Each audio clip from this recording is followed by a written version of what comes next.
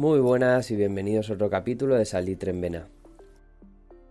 En el podcast de hoy, como cada lunes, vamos a hablar de pádel surf.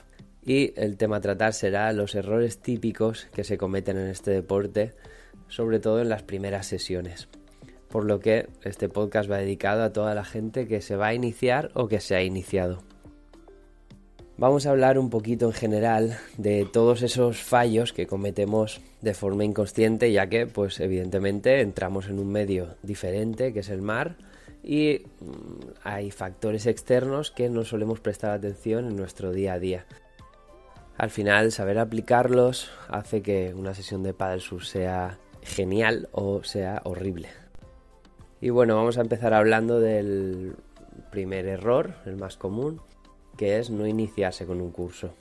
Al final vemos el deporte sencillo y creemos que es ponerte de pie en una tabla y ponerte a remar.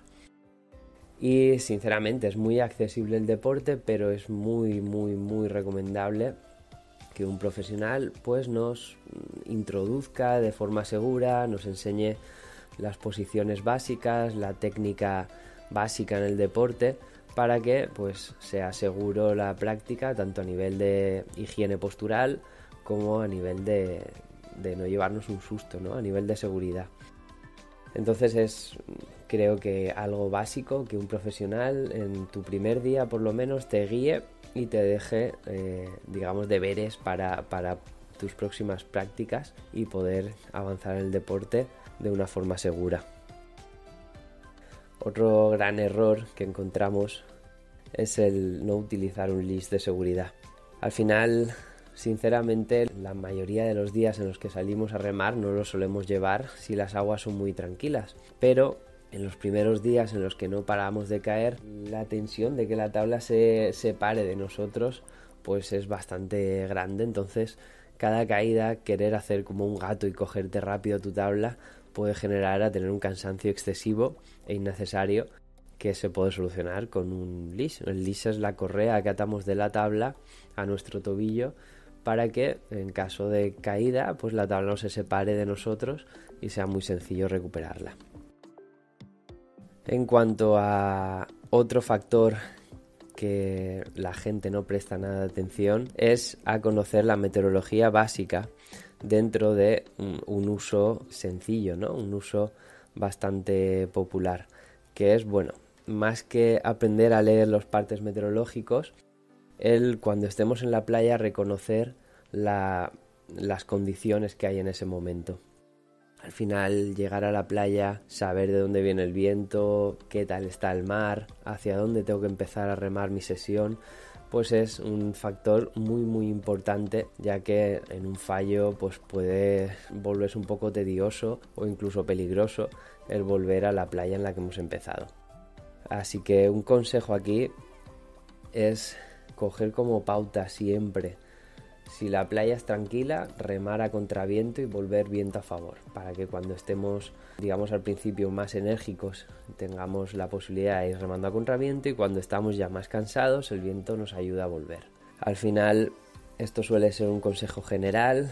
De todas formas, como os digo, si tenéis la posibilidad de preguntar a algún local o a alguien de la zona qué tal son las condiciones y hacia dónde os recomendaría comenzar vuestra sesión, es mucho más recomendable que empezar y no saber qué estáis haciendo, ya que, pues lo que os digo, si empezamos a remar viento a favor, luego volver en contra va a ser muy duro y bastante frustrante. Vamos a comentar también errores comunes ahora ya aplicados a la técnica, a la gente que ya sabe remar un poquito más, tal vez ha hecho un día de paddle surf. Y un consejo sin duda muy importante es aprender a caer.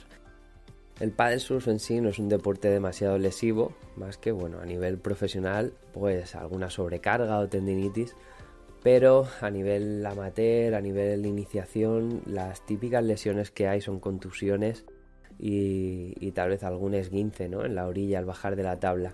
Por lo general, el aprender a caer quiere decir que cuando nosotros ya vemos ese punto el punto de no retorno en el que voy a caerme, lo más recomendable siempre es levantar los brazos y dejarnos caer hacia un lado de la tabla.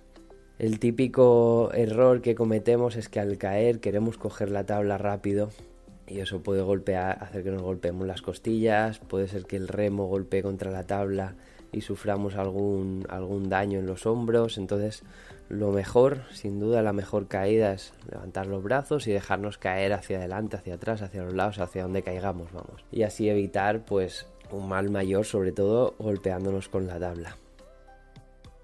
Otro error muy común que se ve en los primeros días de práctica es no prestar la suficiente atención a la separación entre las manos. Es decir, más o menos deberíamos tener una separación bastante grande entre la mano de arriba y la mano de abajo. Al final, una buena separación de brazos hará que mi brazo de tracción, que es el brazo de abajo, tenga fuerza suficiente para tirar del remo. Si mis manos están muy juntas entre sí, al final voy a perder mucha tracción y va a hacer que tenga muy poco avance y pues básicamente que no pueda remar con comodidad. Otro de los grandes errores es el no remar con el cuerpo. Al principio solemos remar solo con los brazos, es decir, como si estuviésemos barriendo, ¿no?, el agua. Eso hace que, claro, la fuerza que podemos generar es muy pequeña. Al final lo más recomendable es utilizar la palanca entera del cuerpo para poder ir avanzando más rápido. Un primer truco que le doy a la gente que se inicia es imaginar de que las piernas de cadera hacia abajo se van a quedar rectas y lo que vamos a mover es el tronco hacia arriba y hacia abajo con los brazos relativamente estirados. No son los brazos los que deben flexionar. Gracias a eso, lo que haré es, estando de forma erguida, caer sobre mi remo y esa fuerza será la que empuje mi tabla. Cuando el remo más o menos ha llegado a mi pie, yo me vuelvo a poner de pie. Entonces, ese bajar y subir del cuerpo hará que yo genere mucha más fuerza que si solo avanzo remando con los brazos.